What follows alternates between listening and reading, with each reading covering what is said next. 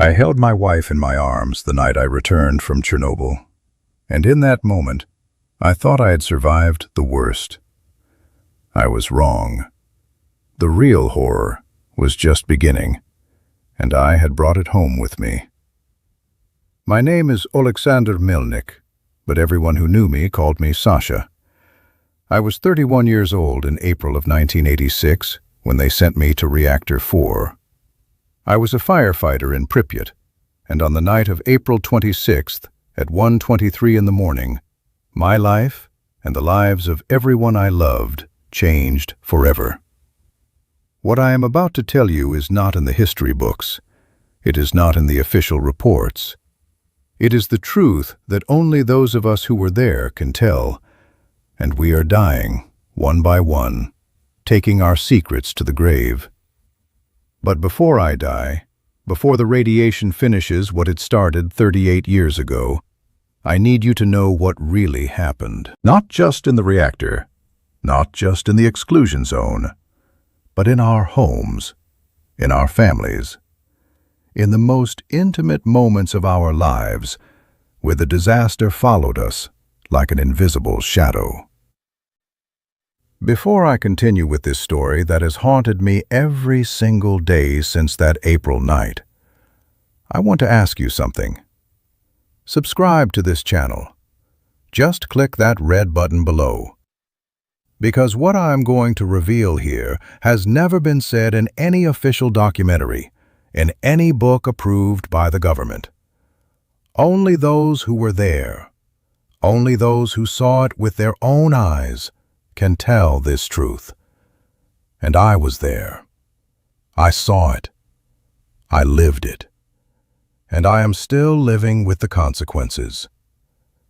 Now come back with me to Pripyat, to those last normal days before everything turned to ash and silence.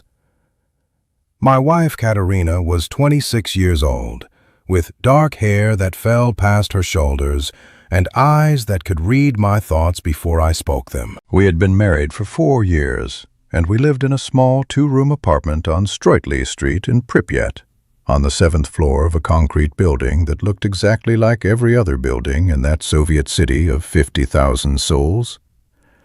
Katya worked as a teacher at school number 1, teaching literature to children who would never finish that school year, who would be evacuated 36 hours after the explosion and would never see their classrooms again.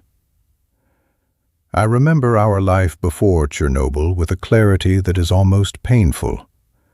Every morning I woke at 6 o'clock to the sound of the alarm clock, a Soviet-made Slava that ticked loudly on the nightstand. Katya would still be sleeping, her breathing soft and steady, and I would watch her for a moment before getting up, trying to memorize her face in the morning light that came through our thin curtains. I would make tea in our small kitchen, the kettle whistling on the electric stove. And I would eat black bread with butter and sometimes a piece of sausage if we had been able to find it at the store that week. At 7 o'clock, I would kiss Katya goodbye. She would mumble something without opening her eyes, and I would walk down the 7 flights of stairs, because the elevator was always broken, out into the streets of Pripyat, where the air smelled like pine trees from the forest that surrounded our city. The fire station was a 15-minute walk from our apartment, a modern building with red doors and equipment that we were told was the best in the Soviet Union. My shift started at 8 o'clock in the morning, and for 12 hours I would wait, play cards with my colleagues, maintain the trucks, and pray that nothing serious would happen. Pripyat was a safe city, a model Soviet city built for the workers of the nuclear power plant. We had a swimming pool, a cultural center, an amusement park that was scheduled to open on May 1st for the May Day celebrations. Life was good. Life was predictable. Life was a lie. My best friend at the fire station was Taras Bondarenko, a man 2 years younger than me with a loud laugh and a tendency to tell jokes that got him in trouble with our commander. Taras was married to a woman named Oksana, and they had a daughter, little Yana, who was 3 years old and had blonde curls and a smile that could melt ice. Taras and I had been through training together, had fought fires together, had saved lives together, and we trusted each other with our lives. On the night of April 25th, we were both on duty. It was a Friday night and the city was quiet. Taras and I sat in the break room playing dominoes, drinking tea, talking about nothing important. He was telling me about how Oksana wanted to visit her mother in Kiev the following weekend, and he was complaining about having to take the train, about how his daughter would cry the whole way because she hated trains. I remember laughing at his complaints, remember telling him that he was lucky to have such problems, that a crying child was better than no child at all. Katya and I have been trying to have a baby for 2 years, but nothing had happened yet. The doctors said there was nothing wrong, that we just needed to be patient, that it would happen when it was meant to happen. I wanted a son. Katya wanted a daughter. We would argue about it playfully, and she would say that she would have a daughter first and then a son, and I would say that was fine as long as we had at least 3 children, because I came from a large family and I wanted my children to have siblings like I had. These were our dreams. These were our plans. These were the things we talked about in bed at night when the city was dark and quiet, and the future seemed like something we could hold in our hands. On April 25th, at around 11 o'clock at night, I called Katya from the phone in the fire station. She was still awake, reading a book, and her voice sounded sleepy and warm. We talked for maybe 5 minutes about nothing special. She told me about her day, about a student who had written a beautiful essay about spring, about how she had bought fresh strawberries at the market and was saving them for me. I told her that I would be home in the morning, that we could eat the strawberries together for breakfast, that maybe we could take a walk by the river if the weather was nice. She said that sounded perfect. She said she loved me. I said I loved her too. I said I would see her in the morning. That was the last normal conversation we ever had. At 1 hour and 23 minutes after midnight on April 26, 1986, the earth beneath the fire station shook. It was not a violent shake, not like an earthquake, but a low rumble that made the windows rattle and the tea in my cup ripple in circles. Taras and I looked at each other, and before either of us could speak, the alarm went off. Fire at the nuclear power plant, reactor number 4. We grabbed our gear and ran to the trucks. I remember the feeling of adrenaline, the rush of purpose, the training taking over. I was not afraid. I was excited. This was what we trained for, what we were prepared for. A fire at the nuclear plant was serious, yes, but it was still just a fire, and we were firefighters. We knew how to fight fires. We drove toward the plant, and as we got closer, I saw something in the sky that I had never seen before. A column of light, blue and white and impossibly bright, rising from the reactor building like a pillar connecting earth to heaven. Taras said something I cannot remember, something about how beautiful it was, and I agreed. It was beautiful. It was also deadly, but we did not know that yet. When we arrived at the plant, there was chaos. People running, shouting, smoke and steam everywhere, pieces of graphite scattered on the ground like black stones. Our commander, Lieutenant Pravik, was already organizing teams, shouting orders, and I fell into formation with Taras and 4 other men. Our job was to go up onto the roof of the turbine hall and put out the fires that were spreading there. We climbed the stairs, and with each step, I felt heat growing, not from the fires, but from something else, something I could not name. The air tasted metallic, like licking a battery, and my skin tingled as if covered in static electricity. When we reached the roof, I saw fires burning in dozens of places, and I saw chunks of something black and porous that I later learned was graphite from the reactor core. I did not know what graphite was. I did not know that it was radioactive. I did not know that every breath I took, every second I spent on that roof, was filling my body with poison that would never leave. We fought the fires for hours. We used hoses. We used our boots to kick the burning debris off the roof.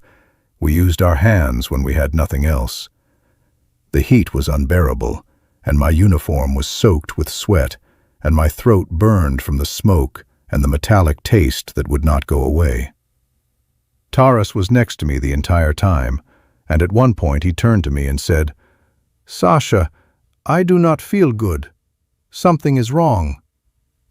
I told him we were just tired, that we would rest soon, that we were almost done. I was lying.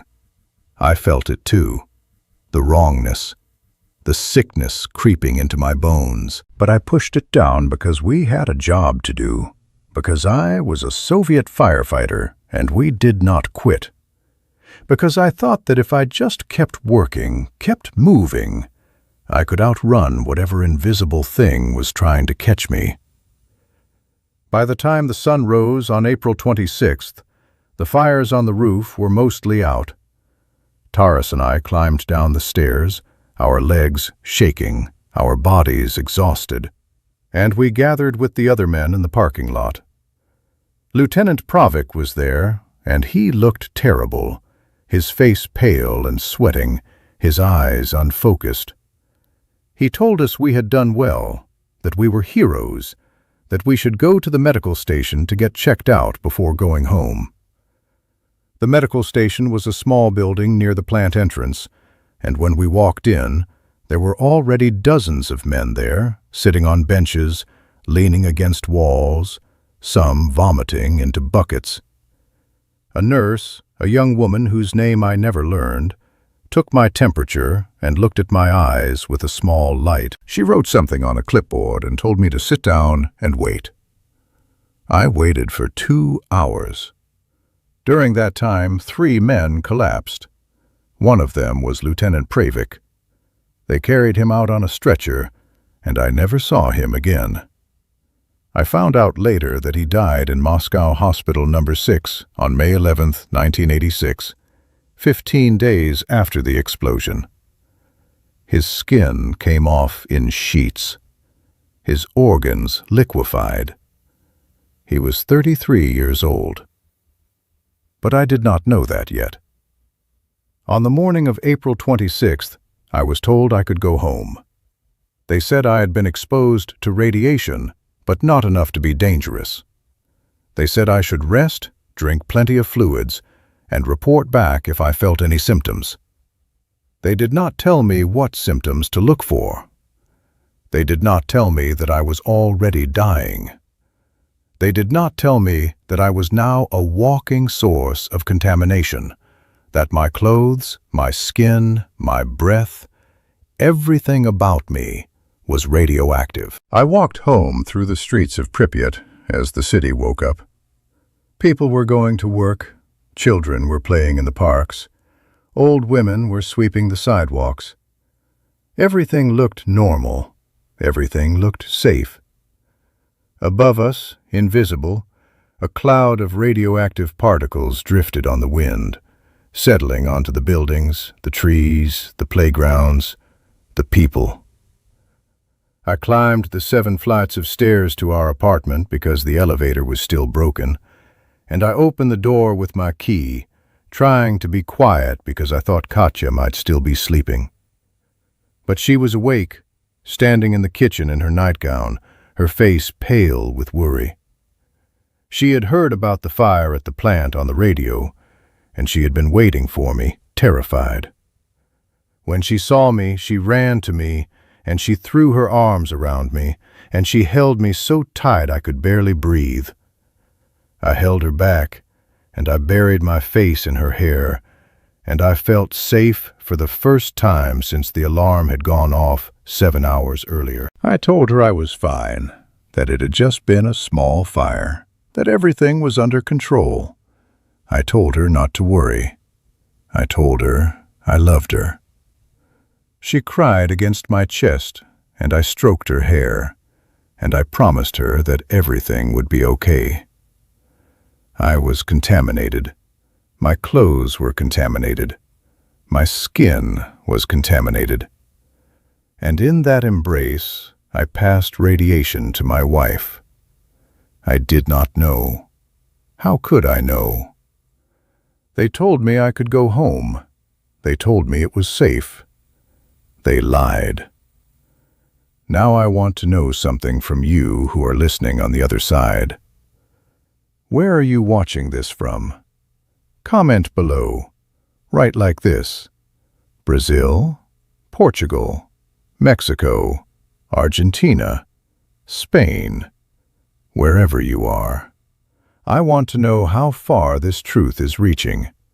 How many people in how many countries are finally learning what really happened to us? Go ahead, comment now. It only takes 2 seconds. Now let me go back to those terrible days. I took off my uniform in our bathroom, and Katya gathered the clothes to wash them. I told her not to, that I would wash them myself later, but she insisted. She said I looked exhausted, that I needed to sleep, that she would take care of everything. She put my uniform in the washing machine, and while it ran, I stood in the shower for 30 minutes, scrubbing my skin until it was red, trying to wash away the smell of smoke and metal. The water ran black down the drain, and I watched it and thought I was cleaning myself. I was not. You cannot wash away radiation with soap and water. You cannot scrub it off your skin. It is inside you, in your cells, in your DNA, rewriting the code of your body, turning you into something that will eventually destroy itself. After my shower, I put on clean clothes and collapsed onto our bed. Katya lay down next to me, and she put her head on my chest, and she listened to my heartbeat. She said it sounded strong, that I would be fine, that I just needed rest. I fell asleep with her in my arms, and I slept for 14 hours straight. When I woke up, it was night again, and Katya had made dinner, potatoes and chicken, and we ate together at our small kitchen table. She told me that the city was being evacuated, that buses were coming the next day, that we had to pack only essential items, that we would be gone for 3 or maybe 4 days while they cleaned up the accident at the plant. 3 or 4 days. That is what they told us. Pripyat has been empty for 38 years. We packed a small bag, clothes and documents, and a few photographs. Katya wanted to bring more, but I told her we would be back soon, that there was no need to pack everything. She believed me because I believed what they told us. On April 27th, at 2 o'clock in the afternoon, we boarded a bus with hundreds of other people from our building. The bus took us to Kyiv, and we stayed with Katya's mother, Halina, in her small apartment in the Podil district. Halina was a strong woman in her late 50s with gray hair and sharp eyes that saw too much. When she looked at me that first evening, she said, "Sasha, you do not look well. What happened to you?" I told her I was just tired, that I had worked all night fighting the fire, that I would be fine after a few days of rest. She did not believe me, but she did not push. Instead, she made me tea with honey and told me to drink it slowly, and she watched me with those sharp eyes as if she could see the radiation inside me, as if she could see the future that was coming for all of us. The next few days in Kyiv were strange. Katya and I tried to pretend everything was normal. We took walks along the Dnipro River. We visited the markets. We talked about what we would do when we returned to Pripyat. We talked about the future as if we still had one. On May 3rd, 1 week after the explosion, I started feeling sick. It began with nausea, a wave that came over me while we were eating breakfast, and I barely made it to the bathroom before I vomited. Katya was worried, and she wanted me to see a doctor, but I told her it was probably just something I ate, that it would pass. It did not pass. Over the next 2 days, the nausea got worse, and I developed a fever, and I felt so weak I could barely stand. Katya's mother called a doctor, an old man named Dr. Petrov, who had been practicing medicine for 40 years. He examined me in Helena's living room, taking my temperature, listening to my lungs, looking at my skin. When he was finished, he sat down across from me and asked me if I had been at Chernobyl. I told him yes. He asked me what I had done there. I told him I had fought fires on the roof of the turbine hall. He was quiet for a long moment, and then he said, "You need to go to the hospital. Today. Right now." Katya's face went white. She asked what was wrong, if it was serious. Dr. Petrov looked at her, and then he looked at me, and he said, "Acute radiation syndrome. He has been exposed to a significant dose of radiation. He needs specialized treatment immediately." That is how I ended up in Hospital Number 6 in Moscow. They put me on a train that same evening, and Katya came with me, holding my hand the entire 12-hour journey, while I drifted in and out of consciousness, sweating through my clothes, vomiting into a bucket that a kind nurse kept emptying. Moscow Hospital Number 6 was where they took all the Chernobyl victims, the firefighters, the plant workers, the soldiers, anyone who had been exposed to high levels of radiation. When we arrived, the hospital was already full. Men lying in beds in the hallways, men with their skin turning dark and peeling off, men crying out in pain, men dying. I was put in a ward with 11 other men, all of us firefighters from Pripyat. Taras was there, in the bed next to mine. When I saw him, I barely recognized him. His face was swollen, his skin was covered in blisters, and his hair was falling out in clumps. He looked at me and tried to smile, but his lips were cracked and bleeding, and the smile looked more like a grimace. He said, "Sasha, we are in trouble, my friend." I said, "We will be okay. We are strong. We will get through this." I was wrong. Over the next 3 weeks, I watched 11 men die. I watched their bodies break down, their skin slough off, their organs fail, their minds deteriorate. I watched doctors and nurses try everything they could, transfusions and skin grafts and experimental treatments, and nothing worked. Radiation is not like other injuries. You cannot stitch it up or amputate it or cure it with medicine. It is inside you, destroying you from the inside out, and all you can do is wait and hope that your body is strong enough to survive. Taras Bondarenko died on May 22, 1986, 26 days after the explosion. He was 29 years old. Before he died, he asked me to tell Oksana that he loved her, to tell Yana that her papa was sorry he could not come home, to tell them that he tried. I held his hand while he died, and I felt his pulse get weaker and weaker until it stopped. And I sat there for a long time after he was gone, staring at his face, trying to understand how a man could be alive one moment and gone the next. How a man who had been laughing and playing dominoes with me 4 weeks ago could now be a corpse in a Moscow hospital bed. Out of the 12 men in my ward, only 3 survived. I was one of them. I do not know why. The doctors said I was lucky, that my exposure had been less than the others, that my body had responded well to the treatments. But I did not feel lucky. I felt like a ghost, like I should have died with my friends, like I had stolen life from men who deserved it more than I did.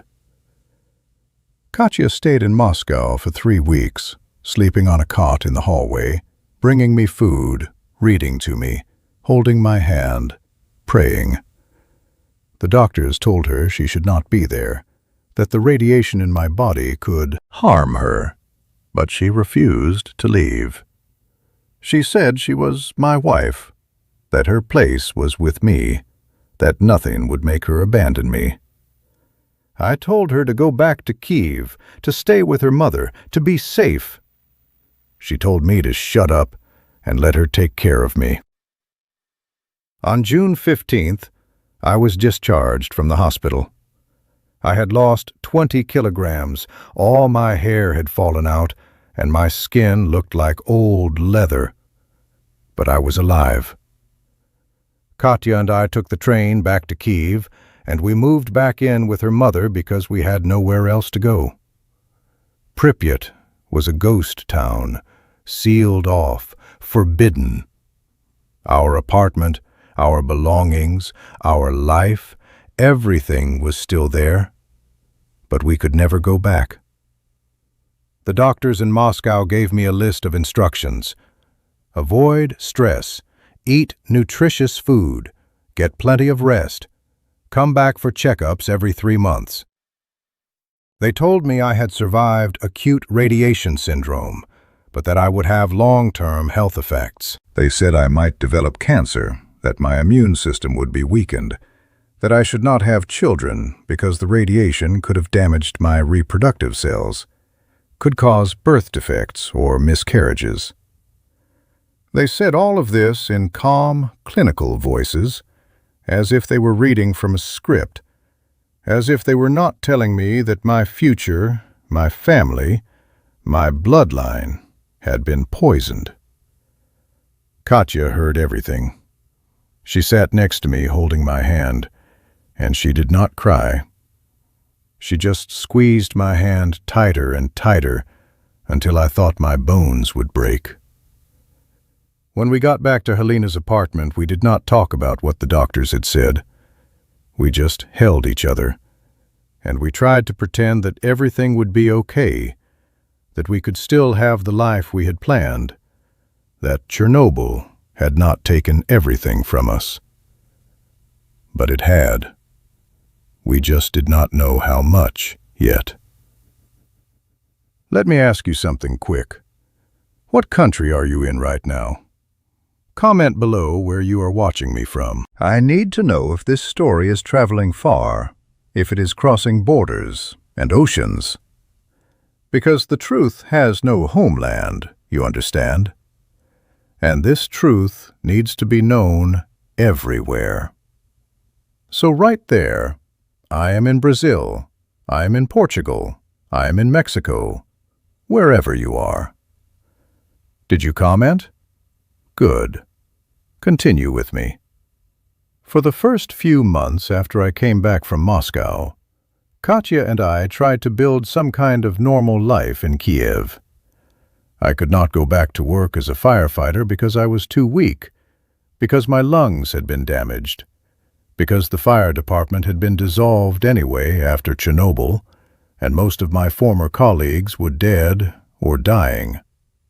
Instead, I found work at a warehouse, moving boxes, doing inventory. Simple physical labor that did not require much thought. The pay was terrible, barely enough to cover food, but it was something, and it kept me busy, kept me from thinking too much about what I had lost.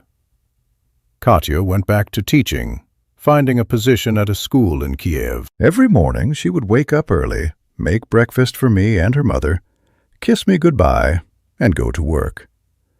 Every evening she would come home tired but smiling, and she would tell me about her students, about the lessons she had taught, about the small victories of the day.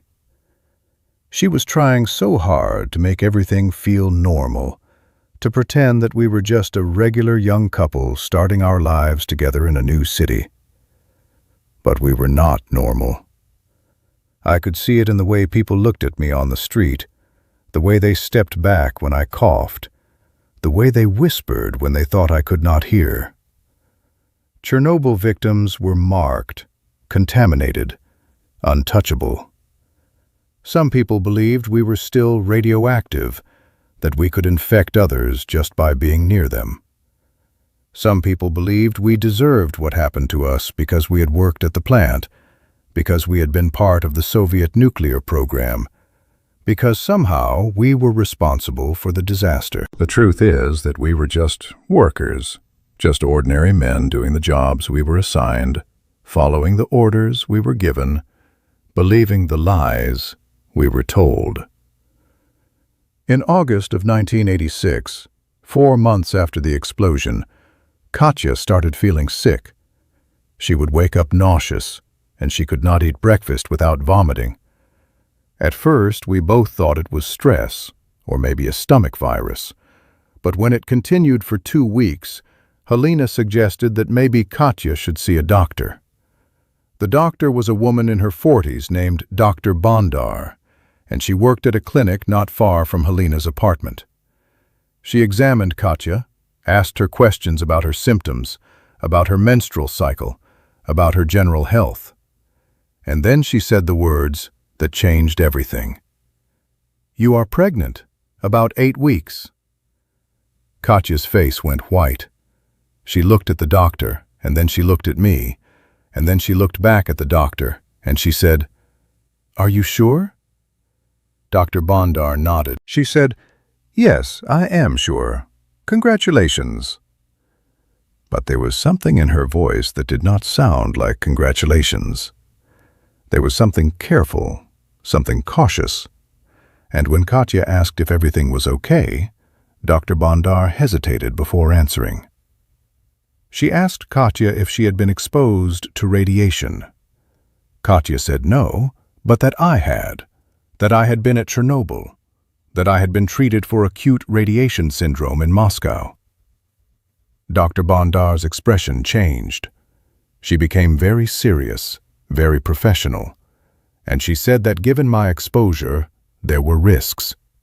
She said that radiation could cause genetic damage, could affect sperm cells, could lead to developmental problems in a fetus. She said that Katya should consider all her options, that she should understand the risks before making any decisions. She said this very carefully, very delicately, but we both understood what she meant. She was suggesting that Katya terminate the pregnancy. We walked home from the clinic in silence. It was a warm August evening, and the streets were full of people enjoying the last weeks of summer. But I barely noticed them. All I could think about was what the doctor had said, about genetic damage, about developmental problems, about risks. When we got back to the apartment, Helena was waiting for us. She could see immediately that something was wrong, and Katya told her. Helena did not say anything for a long moment. She just looked at Katya, and then she looked at me, and then she said, "What are you going to do?" Katya said, "I do not know." I said, "The doctor said there are risks." Helena said, "There are always risks. Life is a risk. But this is your child, your baby, and you have wanted this for so long." Katya started crying then, and I held her, and I did not know what to say because part of me was terrified. Part of me wanted to protect her from any possible harm. Part of me thought that maybe the doctor was right, that maybe it was too dangerous, that maybe we should not take the chance. But another part of me, a deeper part, wanted this baby more than I had ever wanted anything in my life. I wanted proof that I was still alive, that I could still create life, that Chernobyl had not destroyed everything. I wanted a child with Katya, a son or a daughter, who would have her eyes and my stubbornness, who would grow up strong and healthy and free. I wanted to believe that the future was still possible. That night, Katya and I lay in bed and talked until the sun came up. We talked about what the doctor had said, about the risks, about the possibilities. We talked about what kind of parents we wanted to be, what kind of life we wanted to give our child. We talked about Chernobyl, about the radiation, about whether it was selfish to bring a child into the world knowing what we knew. And in the end, we decided to keep the baby.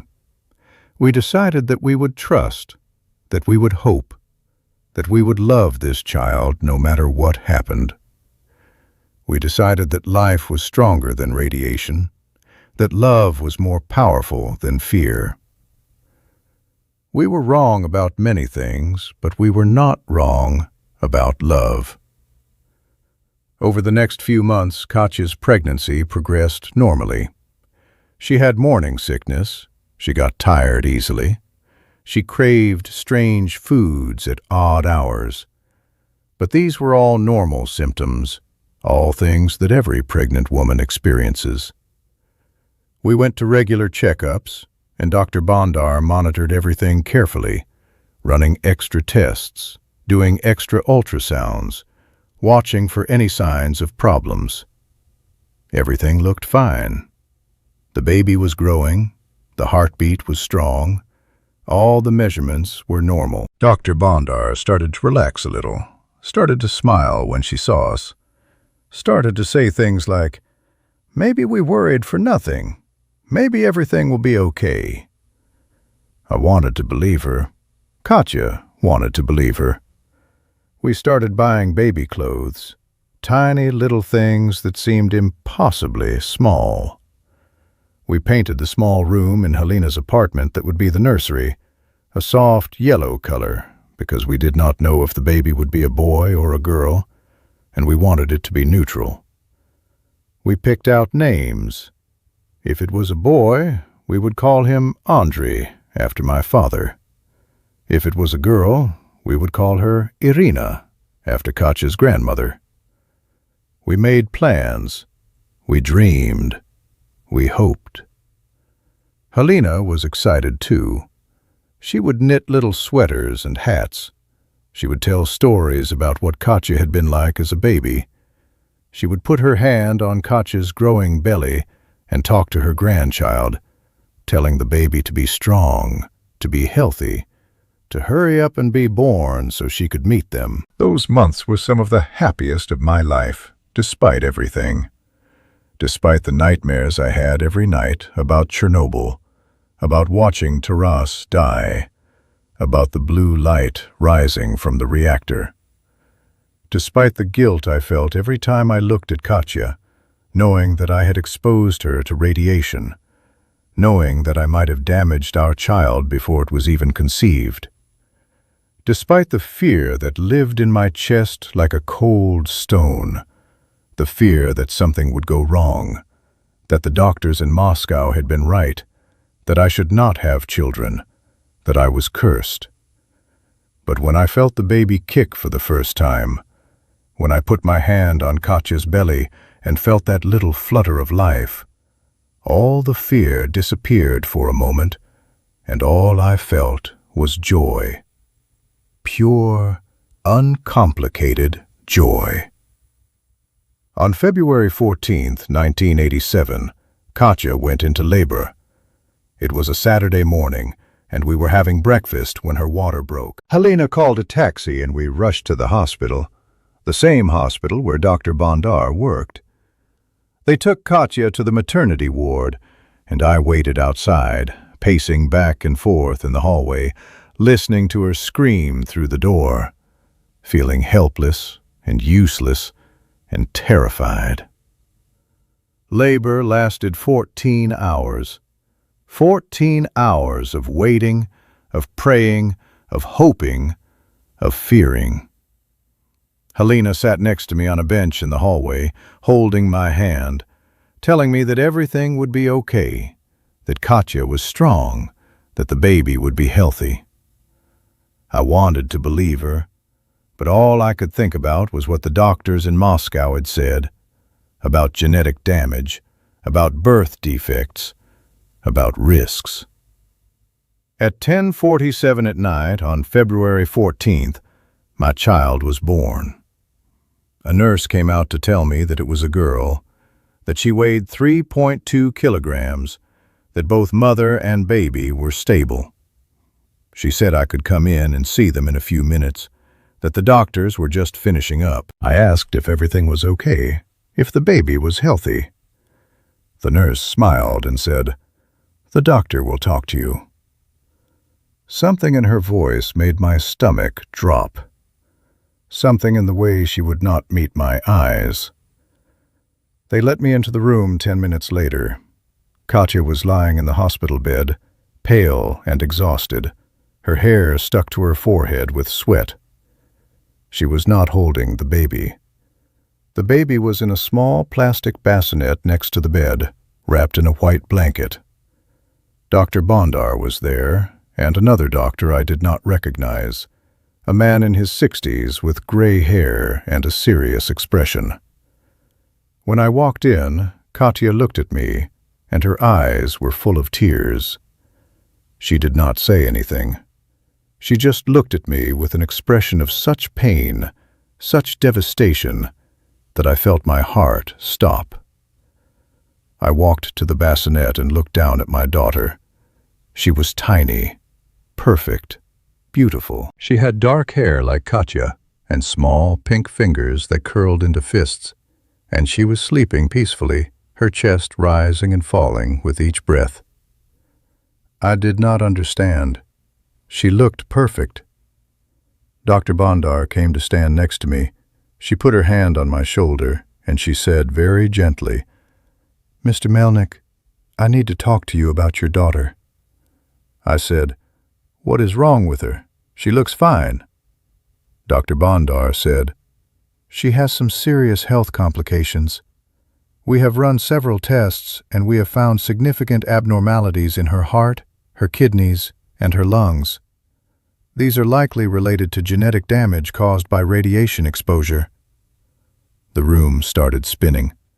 I put my hand on the edge of the bassinet to steady myself, and I looked down at my daughter, at this perfect, tiny human being that Katya and I had created, and I could not process what the doctor was saying.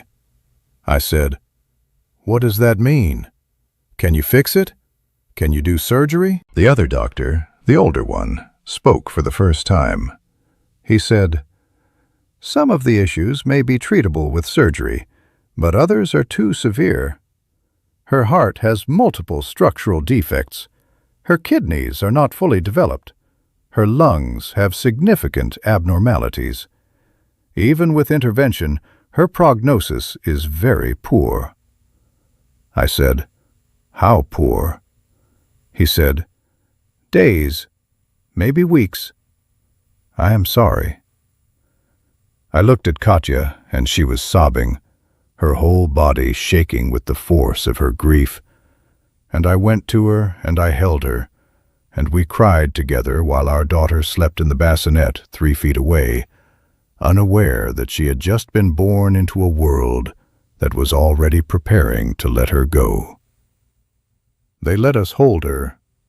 They brought her to us, this tiny, fragile thing, and they placed her in Katya's arms, and we looked at her together, memorizing every detail of her face, her little nose, her tiny ears, the way her eyelashes rested against her cheeks. We named her Irina, just like we had planned. We had 3 days with her, 3 days of holding her, talking to her, singing to her, loving her with every fiber of our beings. The doctors kept her comfortable, gave her oxygen when she struggled to breathe, gave her medication to keep her heart beating. But on the evening of February 17th, her little heart finally gave out. She died in Katya's arms, with both of us there, with Helena standing in the corner crying silently. She was 3 days old. Before she took her last breath, I whispered to her. I told her I was sorry. I told her that I loved her, that her mama loved her, that we had wanted her so much. I told her that it was my fault, that I should have protected her, that I should never have embraced Katya when I came home from Chernobyl, that I should have stayed away, that I should have known. I told her I was sorry over and over again until the words lost all meaning, until they were just sounds coming from my mouth, until Katya put her hand over mine and said, "Sasha, stop. This is not your fault." But it was. I knew it was. The doctors knew it was. Everyone knew it was. I had killed my own daughter before she was even born. I had brought Chernobyl into my home, into my marriage, into my wife's womb, and it had destroyed the most innocent, most precious thing in my life. They took Irina's body away, and Katya and I sat in that hospital room for hours, not speaking, not moving, just existing in the aftermath of a grief so profound that it felt like the end of the world. When we finally went home, Helena had already taken down the yellow paint, had already packed away the baby clothes, had already dismantled the nursery. The apartment was silent. In the weeks and months after Irina's death, Katya and I fell apart. We could not talk about what had happened without breaking down. We could not look at each other without seeing our daughter's face. We could not imagine a future because our future had died with her. Katya stopped eating, stopped sleeping, stopped going to work. She would sit by the window for hours, staring out at the street, saying nothing. I tried to comfort her. But how do you comfort someone when you are the reason for their pain? How do you hold someone when your touch is the thing that destroyed them? I went back to work at the warehouse, but I was like a ghost, going through the motions, lifting boxes, counting inventory, coming home, eating, sleeping, and starting all over again the next day. I stopped dreaming. I stopped hoping.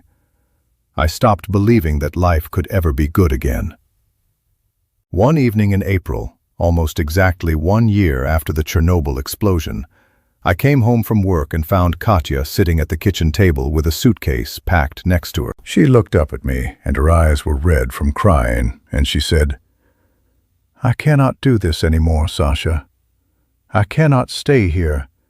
I cannot look at you every day and remember what we lost. I need to leave." I felt like I had been punched in the chest. I said, "Where will you go?" She said, "My aunt has a place in Lviv. I'm going to stay with her for a while. I need time. I need space. I need to figure out if I can ever forgive you." I said, "Forgive me? Katya, I did not know. I did not know I was contaminated. They told me I could go home. They told me it was safe." She said, I know it was not your fault, but that does not change what happened. That does not bring our daughter back. And every time I look at you, I see her. I see what we could have had. I see the life that was stolen from us, and I cannot bear it." She stood up, picked up her suitcase, and walked to the door. I wanted to stop her, wanted to beg her to stay, wanted to fall on my knees and promise that I would make everything better. But I could not, because I knew she was right. I had destroyed our life. I had destroyed our family. I had destroyed her. She left that evening, and I did not see her again for 3 years. Helena stayed with me. She said someone needed to make sure I did not do anything stupid, that someone needed to keep me alive even if I did not want to be. She cooked for me, cleaned for me, sat with me in the evenings when the silence became too heavy to bear. She never blamed me, never said it was my fault, never looked at me with anything but compassion. But I blamed myself enough for both of us. In June of 1987, I received a letter from the Soviet government. It was a certificate recognizing my service as a liquidator at Chernobyl, thanking me for my heroism, awarding me a small pension and some minor benefits. The certificate was signed by officials whose names I did not recognize, men who had never been to Chernobyl, who had never seen what I saw, who had never lost what I lost. I burned it. Over the next few years, I watched as my body slowly broke down. I developed thyroid problems, and they had to remove my thyroid gland completely. I developed cataracts, and my vision started to fail. I developed chronic respiratory issues, and I could not walk up a flight of stairs without stopping to catch my breath. I developed severe arthritis, and my hands became stiff and painful. Every year I went back to the hospital for checkups, and every year they found something new, some new consequence of that night in April of 1986 when I climbed onto the roof of Reactor 4 and breathed in poison. But the physical pain was nothing compared to the emotional pain. The pain of knowing that my daughter had died because of me. The pain of knowing that my wife had left because she could not stand to be near me. The pain of knowing that I was still alive while so many better men like Taras, had died. In 1990, Katya came back to Kiev. She called me one day out of nowhere and asked if we could meet for coffee. I said yes immediately, and we met at a small cafe near the Dnipro River. She looked different, older, sadder, but also somehow more at peace. We talked for 2 hours. She told me about her life in Lviv, about the therapy she had been doing, about how she had slowly learned to process the grief, to accept what had happened, to forgive herself for surviving. And then she said, "I forgive you too, Sasha. It was not your fault. I know that now. It took me 3 years to understand it, but I know it now. You were a victim too. We were all victims." I started crying, and I could not stop. I cried for Irina, for Katya, for Taras, for all the men who died in Moscow, for Pripyat, for the life we could have had, for everything that Chernobyl had taken from us.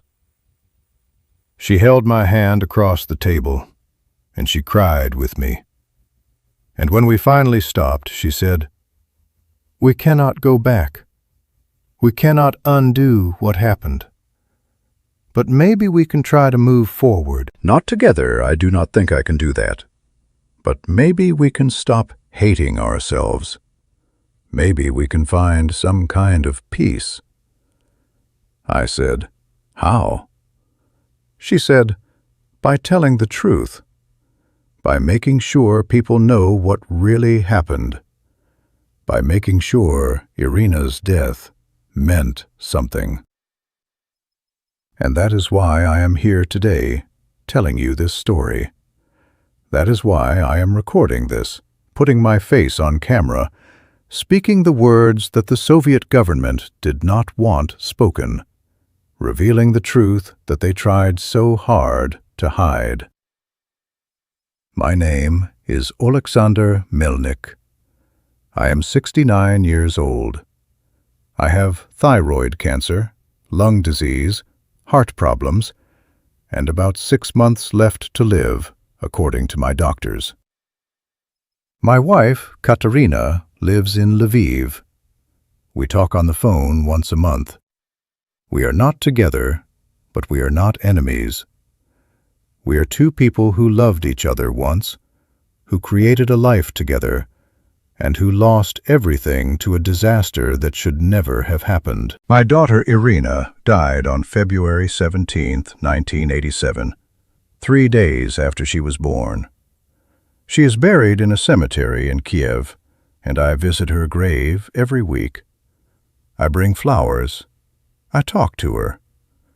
I tell her about the world she never got to see, about the Soviet Union that collapsed, about Ukraine that became independent, about the life that goes on even after everything ends. I tell her I am sorry. I tell her I love her. I tell her that I will see her soon. Thank you for listening to my story.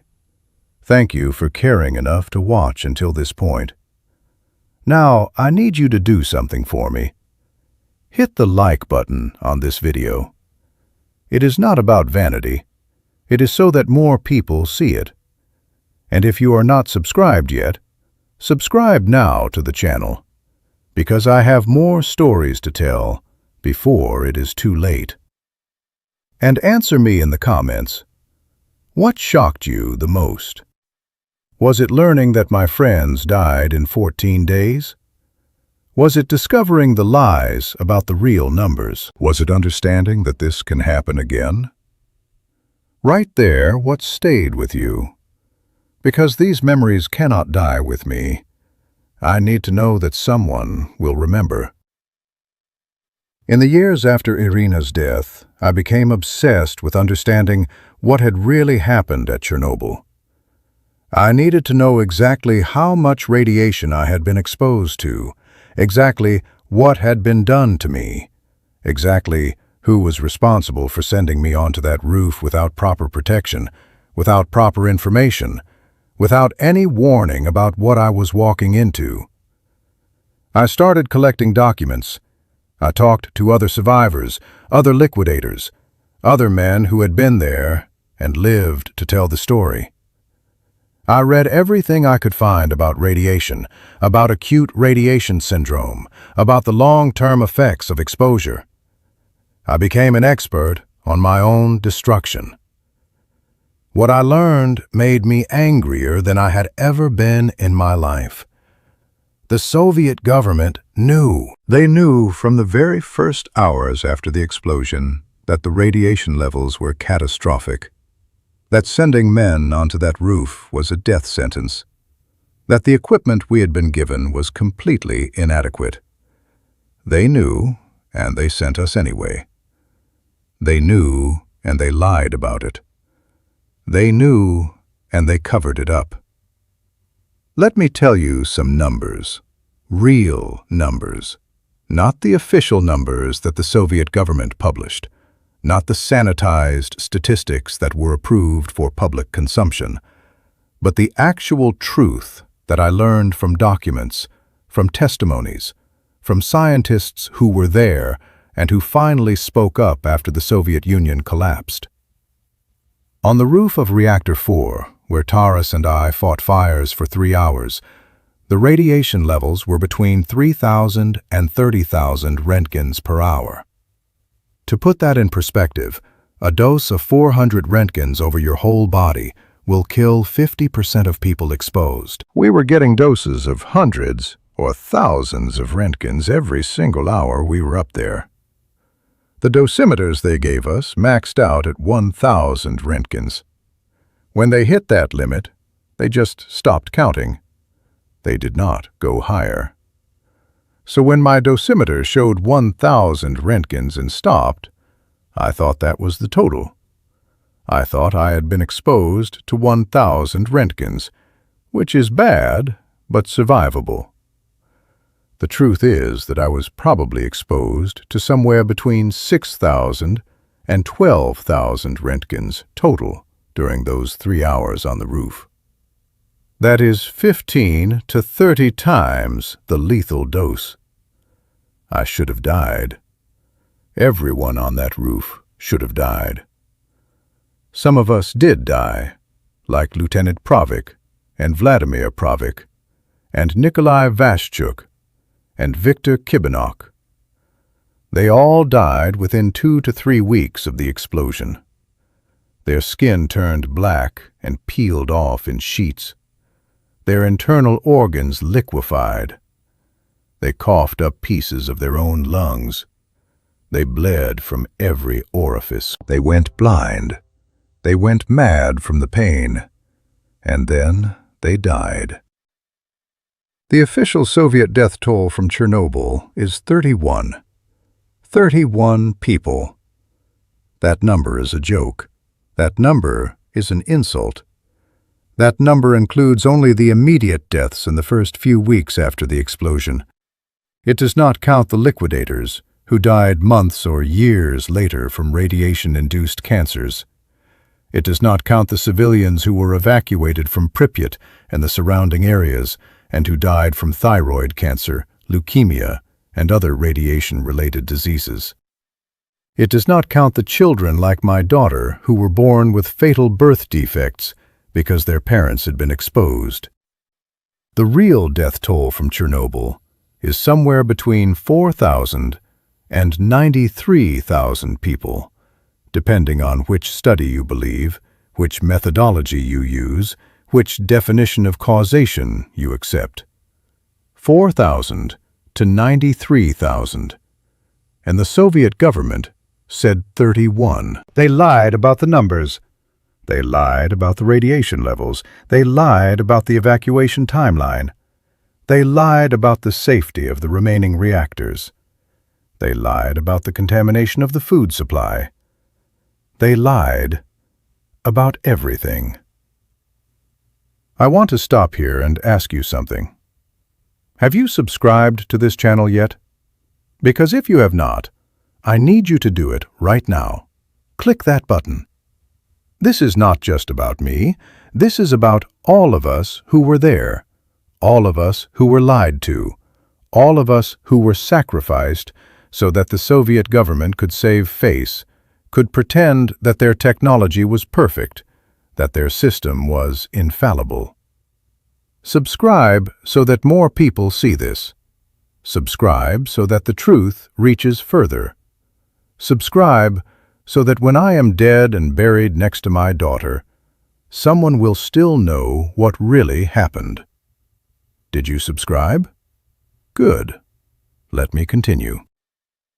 In 1991, the Soviet Union collapsed. Suddenly, documents that had been classified for 5 years became available. Scientists who had been silenced could finally speak. Journalists could finally investigate without fear of being arrested. And the truth started coming out. I learned that the design of the RBMK reactor, the type that exploded at Chernobyl, had a fundamental flaw. When the reactor overheated, instead of shutting down automatically like it was supposed to, it actually accelerated. The more it overheated, the faster the reaction went. This was called a positive void coefficient, and it made the reactor inherently unstable. The Soviet scientists who designed the reactor knew about this flaw. They knew that under certain conditions, the reactor could become uncontrollable. But they built it anyway because it was cheap, because it was fast to construct, because the Soviet leadership wanted to show the world that they could build nuclear power plants better and faster than the West. They prioritized propaganda over safety. They prioritized pride over human lives. I learned that the operators at Chernobyl on the night of April 26th were conducting a safety test. They were trying to see if the reactor could maintain power during a simulated electrical failure. The test required them to disable multiple safety systems, to override automatic shutdown mechanisms, to push the reactor into an unstable configuration. The operators did not want to do the test. They knew it was dangerous, but they had been ordered to do it by senior engineers, who had been ordered by senior managers, who had been ordered by government officials. No one could say no. No one could question orders. That was the Soviet way. Obedience above all else. And when the reactor started to overheat during the test, when the operators tried to shut it down by inserting the control rods, they discovered another design flaw. The tips of the control rods were made of graphite, and when they were first inserted into the reactor, they actually caused a brief spike in reactivity before the shutdown effect kicked in. That brief spike, lasting only a few seconds, was enough to trigger a runaway chain reaction. The power output went from 200 megawatts to 30,000 megawatts in 4 seconds. 30,000 megawatts. The reactor was designed to operate at 3,000 megawatts maximum. It went to 10 times that in 4 seconds. The fuel rods exploded. The reactor core exploded. The building exploded. 2,000 tons of radioactive material was blown into the atmosphere, carried by the wind across Ukraine, Belarus, Russia, Poland, Sweden, Germany, across all of Europe. The explosion released 400 times more radiation than the atomic bomb dropped on Hiroshima. 400 times. And they sent us to fight it with water hoses and cotton uniforms. I learned that in the days after the explosion, Soviet officials debated whether to evacuate Pripyat. The city was less than 3 kilometers from the reactor. The radiation levels in the city were high enough to cause radiation sickness in children within days. But evacuating 50,000 people would be an admission that something was seriously wrong. It would cause panic. It would make the Soviet Union look weak. So they waited. They waited 36 hours while children played in radioactive dust, while people went to work, while families had picnics in parks covered with invisible poison. When they finally evacuated the city on April 27th, they told people they would be gone for 3 days. 3 days. People left everything behind: toys, photographs, clothes, furniture, pets. They thought they were coming back. Pripyat has been abandoned for 38 years. It will be abandoned for thousands more. The radiation levels in some parts of the exclusion zone will not drop to safe levels for 24,000 years. 24,000 years. That is longer than all of recorded human history. That is how long the consequences of one night, one mistake, one lie will last. After I learned all of this, after I understood the full scope of the disaster and the cover-up, I tried to get justice. I tried to find the people responsible and hold them accountable. I wrote letters to government officials, to prosecutors, to journalists. I gave interviews to anyone who would listen. I joined groups of other Chernobyl survivors who were demanding recognition, compensation, medical care. Some things changed. After the Soviet Union fell, Ukraine became independent, and the new government was more willing to acknowledge what had happened.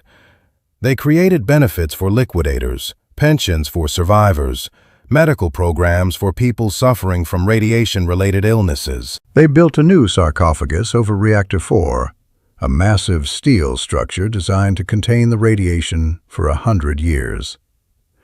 They established the exclusion zone permanently, relocating thousands of people who had been living in contaminated areas. But no one was ever truly held accountable. The senior officials who ordered the safety test, who ignored warnings, who delayed the evacuation, they retired comfortably. Some of them died of old age in their beds, surrounded by family. The engineers who designed the flawed reactor, they went on to design other reactors, other nuclear plants. Some of them are probably still working today. The government officials who lied about the radiation levels, who covered up the death toll, who sacrificed liquidators like me to protect the image of the Soviet state, they were never punished. Some of them even became leaders in the new Ukrainian government, in the new Russian government. They just changed their uniforms and kept going. That is what made me the angriest. Not the radiation sickness, not the death of my daughter, not the destruction of my marriage, but the fact that the people responsible just walked away. They suffered no consequences. They faced no justice.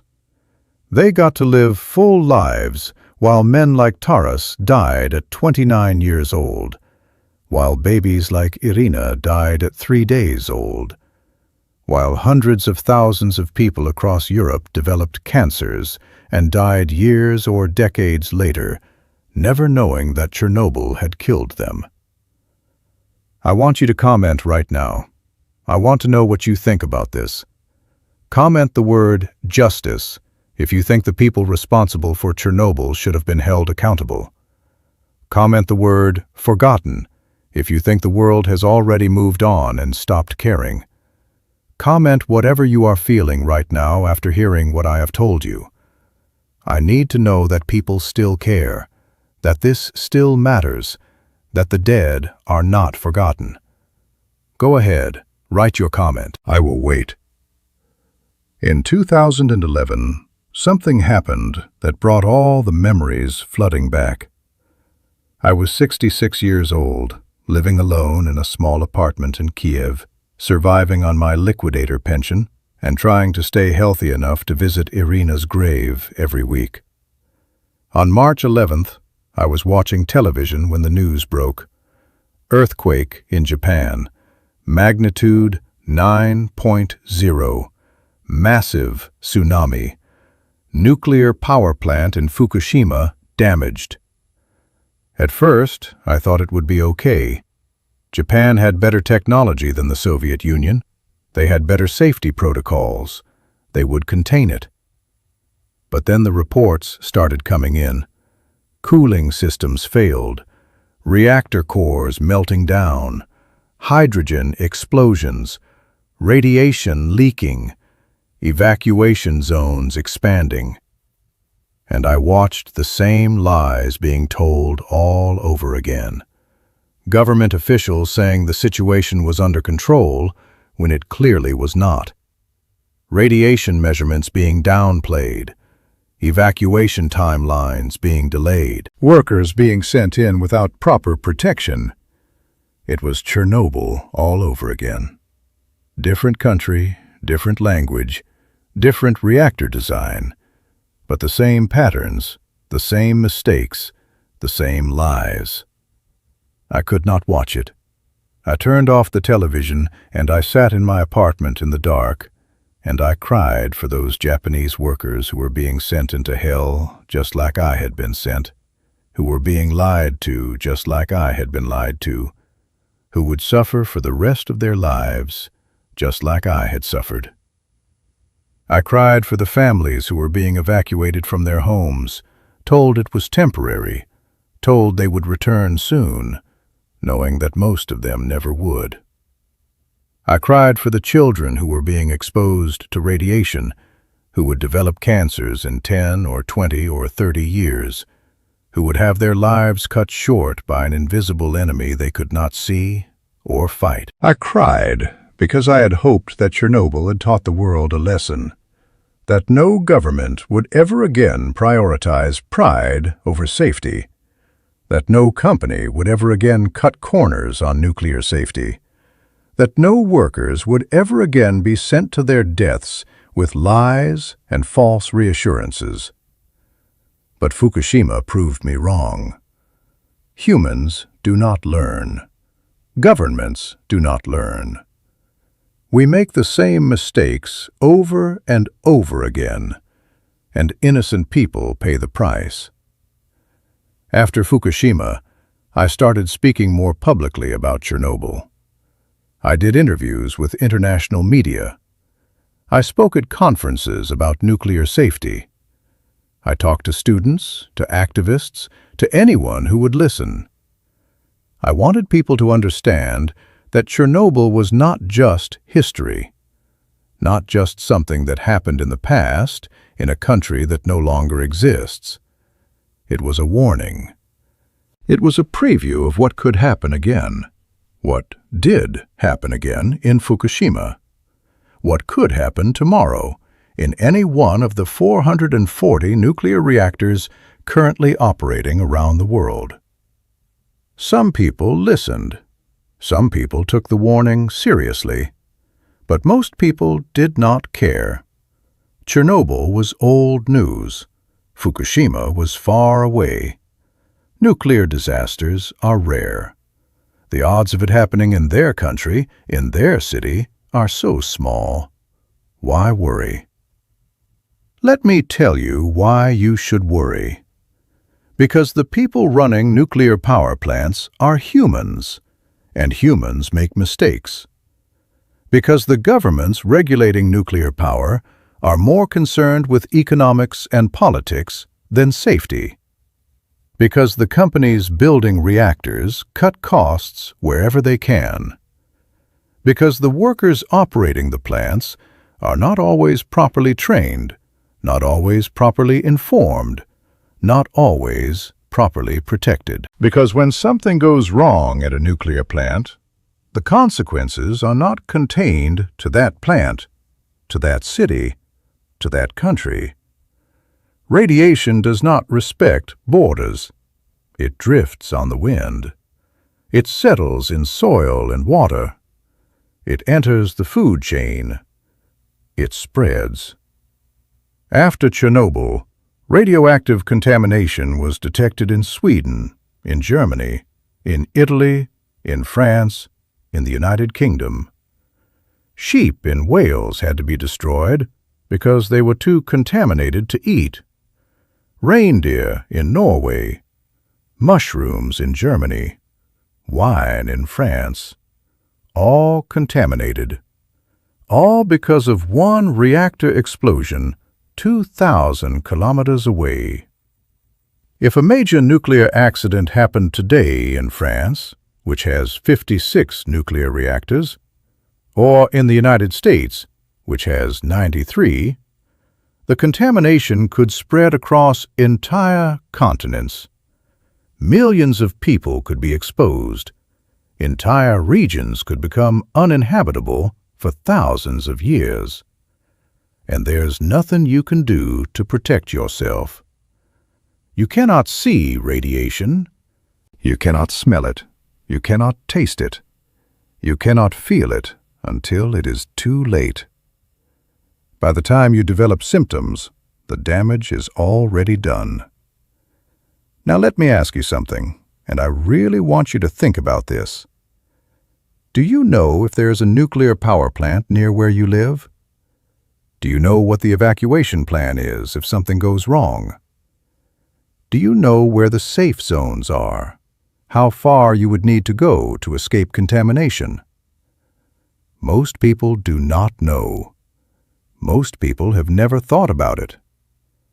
Comment below and tell me, is there a nuclear plant near you? Do you know where it is? Do you feel safe? Or does this story make you worried? I want to hear from you. Write your thoughts. Share your fears. Let me know if this has changed how you think about nuclear power. Your comment matters. Your voice matters. The conversation matters. In 2015, I was diagnosed with thyroid cancer. The doctors said it was almost certainly caused by my radiation exposure at Chernobyl. Thyroid cancer is one of the most common cancers among Chernobyl survivors because the thyroid gland absorbs radioactive iodine, which was released in huge quantities during the explosion. They removed my thyroid completely. Now I take hormone replacement pills every day for the rest of my life. In 2018, I developed lung cancer. Again, radiation-induced. They removed part of my left lung. Now I can barely walk up a flight of stairs without stopping to catch my breath. In 2022, I developed heart problems. My cardiologist told me my heart is working at about 40% capacity, that I could have a fatal heart attack at any time. He told me to get my affairs in order. That is when I decided to start recording these videos. I am 69 years old now. I have outlived most of the men who were on that roof with me. Out of the 47 firefighters who responded to the Chernobyl fire that night, only 6 are still alive today. 6 out of 47. The rest died from acute radiation syndrome, from cancers, from heart attacks, from organ failure, from all the myriad ways that radiation destroys the human body. Taras died in 1987. Lieutenant Pravik died in 1987. Vladimir Shashanok died during the explosion itself, crushed by debris. Nikolai Vashchuk died in 1987. Viktor Kibanok died in 1987. Alexander Lelachenko died in 1987. Vasily Ignatenko died in 1987. Every one of them younger than 35. Every one of them with families, wives, children, parents who loved them. Every one of them a hero who saved countless lives by containing the fire before it could spread to the other reactors, and every one of them killed by the same government they served, sacrificed on the altar of Soviet pride and Soviet lies. I think about them every day. I wonder why I survived when better men died. I wonder what I am supposed to do with this borrowed time, these extra years that I have been given. And I have decided that the answer is this. I tell the truth. I bear witness. I make sure that what happened to us is not forgotten, is not minimized, is not buried under official lies and sanitized statistics. When I am gone, when the last of us firefighters from that night is dead, there will be no one left who saw it firsthand, who felt it, who lived through it. There will only be documents and photographs and second-hand accounts. And governments will use that distance to rewrite history, to soften the truth, to make the disaster seem less catastrophic than it was, to make nuclear power seem safer than it is. That is why I am recording this. That is why I am putting my face on camera, saying these things, revealing details that the government would prefer remain hidden. Because someone needs to tell the truth, while truth-tellers are still alive. Someone needs to say that Chernobyl was not an accident. It was a crime of negligence, of arrogance, of valuing ideology over human life. And the criminals were never punished. Before I move to the final part of my story, I want to make sure you are still with me. If you have watched this far, if you have stayed with me through this entire journey, I want to thank you from the bottom of my heart. You have given me your time, your attention, your empathy. That means more to me than you can know. Now I need you to do something. Hit the like button on this video. Share it with someone. Post it on your social media. Send it to a friend. Because this story needs to reach as many people as possible. The more people who know the truth about Chernobyl, the harder it will be for governments to lie the next time a nuclear disaster happens. And there will be a next time. Maybe not tomorrow, maybe not next year, but someday, somewhere, another reactor will fail, and another group of workers will be sent in to clean it up. And another set of lies will be told. When that happens, I want people to remember Chernobyl. I want them to remember me, and Taras, and Irina, and all the others who paid the price for those lies. So like this video, share it, make sure it is seen. and then come back for the final part, where I will tell you what happened to Katya, what my life looks like now, and what message I want to leave behind when I am gone.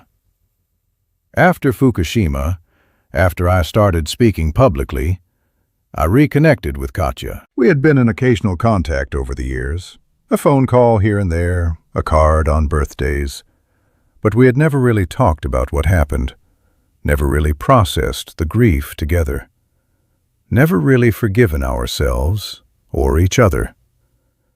In 2012, I called her. I do not know why that particular day, why that particular moment, but I picked up the phone and I dialed her number in Lviv, and when she answered, I said, "Katya, we need to talk, really talk, about everything." She was quiet for a long moment, and then she said, "Okay, come to Lviv. Come next week." I took the train to Lviv, a 6-hour journey through the Ukrainian countryside, through fields and forests and small villages that looked like they had not changed in 100 years. When I arrived at the train station, Katya was waiting for me. She was 61 years old, her dark hair now streaked with gray, her face lined with decades of grief and survival. But when she smiled at me, I saw the girl I had fallen in love with in Pripyat. The girl who used to read poetry to me in bed. The girl who had believed in our future. We went to a cafe and we talked for 8 hours. We talked about Irina. We talked about the guilt we had both carried, the blame we had assigned to ourselves and to each other. We talked about the years we had lost, the life we could have had if Chernobyl had never happened. We talked about whether we could have made different choices, whether we should have terminated the pregnancy like the doctor suggested, whether we were wrong to hope that love could overcome radiation. And after 8 hours of talking, of crying, of remembering, Katya said something that changed everything for me. She said, "Sasha, I have spent 25 years blaming you for what happened to Irina. But I was wrong. You did not kill our daughter. Chernobyl killed our daughter. The Soviet government killed our daughter. The engineers who designed a flawed reactor killed our daughter. The officials who sent you onto that roof without protection killed our daughter. You were a victim too. We were all victims. And I am sorry it took me so long to understand that. I cried. I cried like I had not cried since Irina died, deep, racking sobs that came from somewhere so deep inside me that I did not even know it existed. And Katya held me, just like she used to hold me all those years ago in our Pripyat apartment. And she whispered, "It is okay. It is okay. We are going to be okay." We did not get back together. Too much time had passed. Too much damage had been done. But we became friends again. Real friends. We started visiting each other regularly, talking on the phone every week, supporting each other through health crises and anniversaries, and the difficult days when the memories became too heavy to carry alone. In 2013, on what would have been Irina's 26th birthday, Katya and I went to her grave together for the first time since the funeral.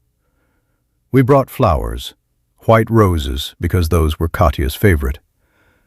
We stood there in the cemetery, looking at the small headstone that read, "Irina Melnyk, February 14 to February 17, 1987. Beloved daughter, taken too soon." And we talked to her. We told her about our lives, about Ukraine's independence, about the fall of the Soviet Union, about how the world had changed since she died. We told her that we were sorry, that we loved her, that we thought about her every day. We told her that her short life had meaning, that her death had taught us something about the true cost of lies, about the importance of truth, about the fragility of life and the strength of love. And then Katya said something that I will never forget. She said, "Irina, your papa is going to make sure that what happened to you never happens to another child. He is going to tell our story, and people are going to listen, and maybe, just maybe, it will make a difference."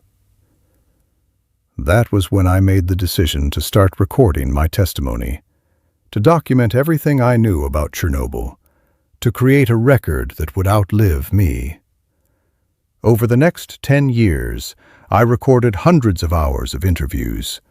I talked to journalists, documentarians, historians, students. I went back to Chernobyl, to the exclusion zone, to the abandoned city of Pripyat. I stood in the apartment where Katya and I used to live, now empty and decaying, the wallpaper peeling, the floors rotting, nature slowly reclaiming the space where we once dreamed of our future. I visited the fire station where I worked, now a monument to the firefighters who died. I saw the amusement park that never opened, the Ferris wheel that never turned, the bumper cars that never carried children. I saw the hospital where contaminated clothing from the first responders was dumped in the basement. Clothing so radioactive that it will remain dangerous for thousands of years. I saw the forest around Chernobyl, the red forest, they call it, where all the pine trees died from radiation exposure and turned red before they fell. The trees have grown back now, but the soil is still contaminated. The animals are still contaminated. The entire ecosystem is forever changed. I saw the new sarcophagus over Reactor 4, a massive arch of steel that cost over $2 billion and took nearly a decade to build. It is designed to last 100 years, which means that in 100 years, someone will have to build another one, and another one after that, on and on for thousands of years. Because the reactor core is still there, still radioactive, still deadly. Chernobyl is not over. It will never be over. Not in my lifetime, not in your lifetime, not in the lifetimes of your children or grandchildren or great-great-great-grandchildren. The consequences of that one night in April of 1986 will echo forward through time for longer than we can imagine. During my visits to the exclusion zone, I met other survivors, other liquidators who had come back to see what had become of the place we tried to save. We would gather in the visitor center, a group of old men with scars and missing organs and radiation-induced cancers, and we would tell stories, share memories, mourn friends who were no longer with us. One of these men was Nikolai Gorbachenko, who had been a helicopter pilot during the disaster. His job had been to fly over the exposed reactor core and drop bags of sand and boron to try to smother the reaction. He told me that the radiation was so intense that his helicopter instruments failed, that the heat rising from the reactor created turbulence that nearly knocked him out of the sky, that he could feel the radiation penetrating his body like invisible fire. He flew 29 missions over the reactor before he was hospitalized with radiation sickness. He survived, but he developed brain tumors, thyroid cancer, and cataracts. He was blind in one eye and could barely see out of the other. He told me that of the 31 helicopter pilots who flew missions over Chernobyl, only 8 were still alive, and all 8 had serious health problems. Another man I met was Alexei Brius, who had been a senior reactor control engineer in the control room of Reactor 4 when it exploded.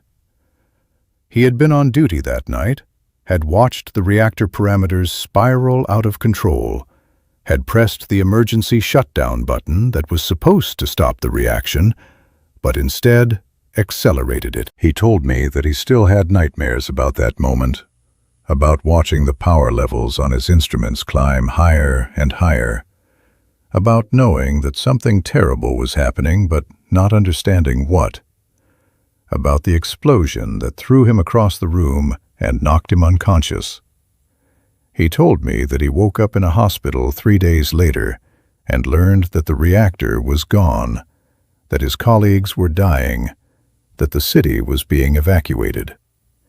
He told me that he had spent 36 years trying to forgive himself for not preventing the disaster, even though he knew intellectually that it was not his fault, that the design flaws and the pressure from management made the explosion inevitable. Listening to these men, hearing their stories, I realized something important. We all carried the same guilt, the same question. Could I have done something different? Could I have prevented this? Could I have saved more lives, including my own, including the lives of the people I loved? And the answer, I finally understood, was no. We were all caught in a system that valued obedience over safety, secrecy over truth, pride over human life. We were all victims of that system, even those of us who survived, even those of us who lived to tell the story. The real criminals were not the operators who pressed the wrong buttons, or the firefighters who went onto the roof, or the engineers who ran the safety test. The real criminals were the people who designed a flawed reactor and built it anyway, who created a culture where no one could question orders, who lied about the dangers and covered up the consequences. And those people, with very few exceptions, were never held accountable.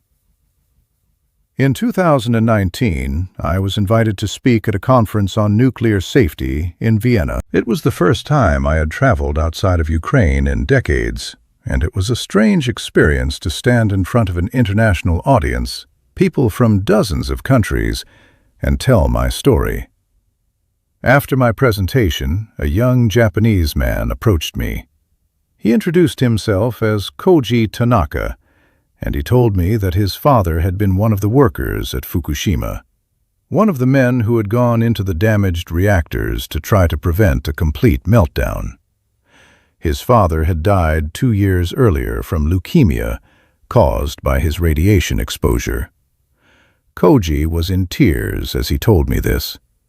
He said that hearing my story made him understand what his father had gone through, what his father had been thinking, what his father had sacrificed. He said that his father never talked about Fukushima, never complained about his health, never blamed anyone. He just quietly got sicker and sicker until he died. Koji thanked me for speaking the truth, for saying the things his father could not or would not say. He said that my testimony gave him closure, helped him understand that his father was a hero, that his father's death meant something. That conversation stayed with me. It made me realize that my story was not just about Chernobyl, not just about me and Taras and Irina and all the others who suffered. It was about every nuclear disaster, every worker who was lied to and sent into danger, every family that paid the price for government negligence and corporate greed. It was about the pattern that repeats over and over, from Chernobyl to Fukushima, to the next disaster that has not happened yet, but will. Stop for a second and write in the comments, has this story changed how you think about nuclear power? Comment yes if you are now more concerned about nuclear safety. Comment no if you still think nuclear power is safe and necessary. Comment unsure if you do not know what to think. I want to see what people are feeling. I want to know if my words are having an impact. Go ahead, comment now, I will continue. In 2022, 46 years after the Chernobyl disaster, Russia invaded Ukraine. I watched in horror as Russian troops occupied the Chernobyl exclusion zone, as they dug trenches in the radioactive soil, as they drove tanks through the red forest, as they kicked up dust that had been undisturbed for decades, dust containing cesium and strontium and plutonium. I watched as Russian soldiers, most of them young men who probably did not even know what Chernobyl was, were exposed to radiation because their commanders sent them into a contaminated zone without proper training or protection. History repeating itself. The same lies, the same negligence, the same disregard for human life. When I heard that Russian soldiers had been hospitalized with radiation sickness after digging trenches near Chernobyl, I felt a familiar rage. Another generation of young men sent into danger by leaders who did not care if they lived or died, who saw them as expendable, who would lie about the casualties and move on. The war brought all the trauma flooding back. Suddenly I was 31 years old again, standing on the roof of Reactor 4, breathing in poison, believing the lies I was told. Suddenly I was holding Katya in our apartment, contaminating her with my embrace, destroying our future without knowing it. Suddenly I was in Moscow Hospital No. 6, watching Taras die, listening to him beg me to tell his family he loved them. The nightmares came back worse than ever. I would wake up screaming, drenched in sweat, seeing blue light and hearing explosions, and smelling that metallic taste that I can still taste 46 years later. My doctors prescribed medication, sleeping pills, anti-anxiety drugs, but nothing helped. The only thing that helped was talking to Katya. She would come to Kiev and stay with me when the nightmares were bad, would sit with me in the dark hours of the morning when sleep was impossible, would remind me that I was not back in Chernobyl, that I was safe, that I had survived. She would remind me why I was still fighting to stay alive, why I was still recording my testimony, why my story mattered.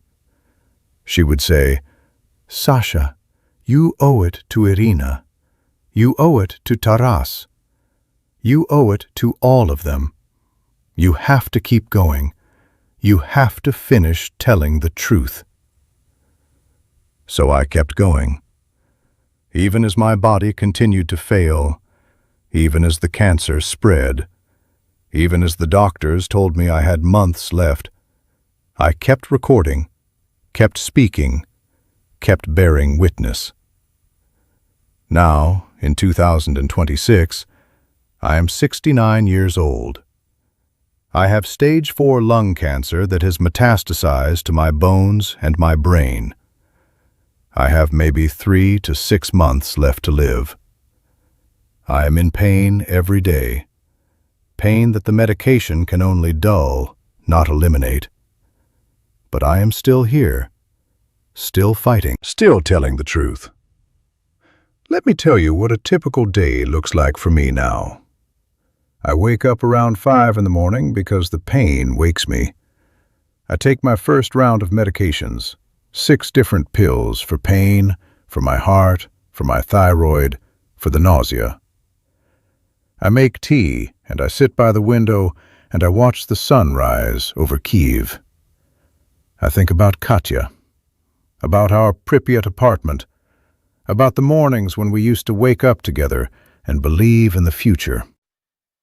Around 8 o'clock, a home health nurse comes to check on me, to give me injections, to change my bandages, to make sure I have eaten something.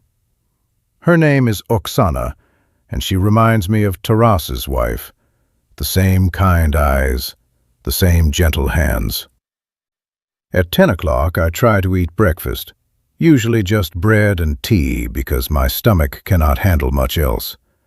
Sometimes I keep it down, sometimes I do not. At noon, Katya calls. She calls every single day from Lviv, and we talk for 30 minutes or an hour. We talk about the weather, about the news, about memories. We do not talk about my prognosis or about how much time I have left.